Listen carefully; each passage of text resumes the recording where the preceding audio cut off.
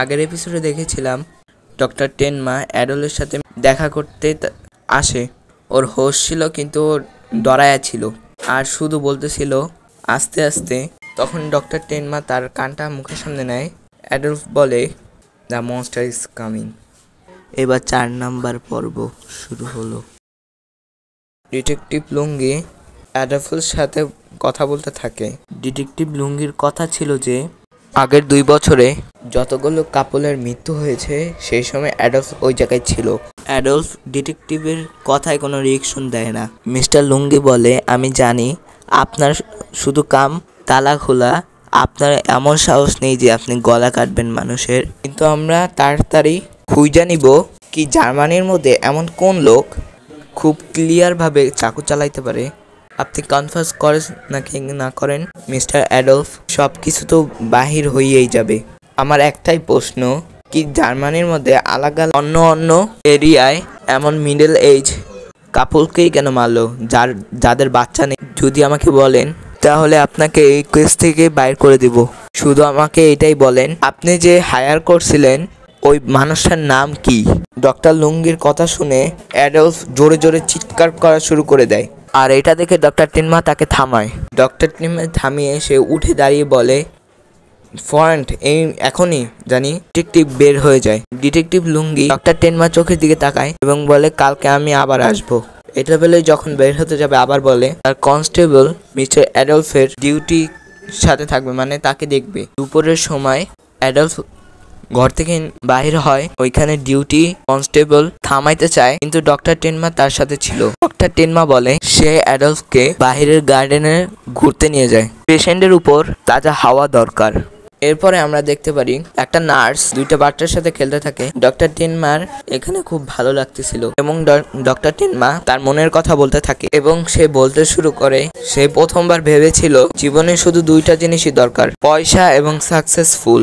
কিন্তু 9 সাল পরে যখন সে তার দিলের আওয়াজ শুনে একটা বাচ্চার জান বাঁচায়, ঠিকঠাক মতো ডক্টর হওয়ার বুদ্ধিটা আসছে। একটা নতুন কাজ শুরু করার জন্য কখন দেরি করতে হয় না মিস্টার অ্যাডলফ। তখনই মিস্টার অ্যাডলফ সে ধীরে ধীরে বলতে থাকে তখন আমি ছোট ছিলাম, তখন আমি দোকানের মধ্যে একটি ঘড়ি দেখেছিলাম। ঘড়িটা ছিল অনেক মজাদার। ঘড়ির ভিতর প্রত্যেকটা ঘন্টায় একটা টয় বের হয়ে আসতো। আমি প্রথম চুরি ওইটাই করেছিলাম, পুলিশের হাতে ধরা পড়ে গিয়েছিলাম। আমি তো ঘড়ি পাই নাই, আরো জেল হয়ে গিয়েছে আমার। ওই পর্যন্ত এখনো আমি সঠিক রাস্তায় যাইতে পারি নাই। ডক্টর টেনমা বলে আপনি যা যা জানেন সব পুলিশকে বলে দিয়েন এবং নতুন একটা জীবন নেন। ডক্টর টেনমার কথা শুনে মিস্টার অ্যাডল মুখে হাত দিয়ে ঘাবড়াইয়া বলতে থাকে ও আমার দোস্ত এবং আমার পরিবার ও সবাইকে মেরে ফেলেছে, ও আমাকেও মেরে ফেলবে। তারপরে ডক্টর টেনমার সাথে বেগারকে দেখি। ডক্টর বেগার বলতে থাকে যে ডক্টর টেনমা আমি তোমার জন্য একটা ডেট ফিক্স করে রাখছি। ডক্টর টেনমা ওই ডেটে আসা পরে কারণও সেটেল হইতে চায়। তখনই হঠাৎ ডক্টর টেনমা একটা টয়ের দোকানের দিকে চোখ যায়। সেই অ্যাডলফ যে টয়ের কথা বলছিল এইটা সেই রকম টয়, সে চমক হয়ে যায়। তারপরে ডক্টর অ্যাডলফ বিছানা থেকে উঠে ওই সময় কনস্টেবলকে ডাকে এবং রুমের বাইরে এসে পড়ে। ও সব বলে দিবে, তার জন্য সে তৈরি, কিন্তু শুধু ডক্টর টেনমার কাছে। কিন্তু অ্যাডলফ কনস্টেবলকে খুঁজে পায় না। কনস্টেবল অ্যাডলফের ডান সাইডে ছিল এবং তাকাইলে দেখতে পায় অ্যাডলফ সামনে কনস্টেবল মারা গিয়েছে। তখন হসপিটালে ডক্টর টেনমা এসে পড়ে। ডক্টর টেনমার হাতে একটা গিফট ছিল। নার্স ডক্টর টেনমাকে বলে এই গিফটটা মিস্টার অ্যাডলফের জন্য। সিঁড়ি দিয়া যখন উঠতে থাকে সে করিডোরের সামনে যায়, তখন সে সেই কনস্টেবলের লাশ দেখতে পায়। লাশের পাশে একটা পেপার ছিল আর ওই পেপারের মধ্যে লেখা ছিল ক্যান্ডি। ডক্টর টেনমা মিস্টার অ্যাডলফে ডাকে এবং দৌড়ায় তার রুমে আসে, কিন্তু সে ওইখানে অ্যাডলফকে দেখে না। ডক্টর টেনমা দৌড়া যায় এবং মিস্টার অ্যাডলফ বাহিরে ভাগতে দেখে। অ্যাডলফের পিছে দৌড়াইতে ভাবতে থাকে যে এগুলা আগের মতো হইতে আছে। ক্যান্ডিগুলোর মধ্যে যে বিষগুলো ছিল ওগুলো দিয়ে কনস্টেবলকে মেরে ফেলে। আসলে এই জিনিসটার পিছনে কে? অ্যাডলফের পিছে করতে সে একটা পুরানো বিল্ডিং এর কাছে এসে পড়ে। তখন মিস্টার অ্যাডলফের আওয়াজ আসে আপনি এখান থেকে চলে যান ডক্টর, না হলে আপনিও মারা যাবেন। ডক্টর টেনমা ভয় না পেয়ে যায়, ও সিঁড়ি দিয়া উপরে যায়। ওইখানে অ্যাডলফ জমিনের মধ্যে পড়েছিল আর তার সামনে একটা অদ্ভুত লোক ছিল, তার চেহারা বা বডি অন্ধকারে ছুপায় ছিল। সে ডক্টর টেনমাকে বলে, সেই লোকটা বলে, কি ডক্টর টেনমা, আমাকে চিনো নাই? 9 সাল আগে তুমি আমার জান বাঁচাইছিলা। এবং ডক্টর টেনমার বুঝতে বেশি দেরি থাকে না, এবং ও ছিল ইউহান।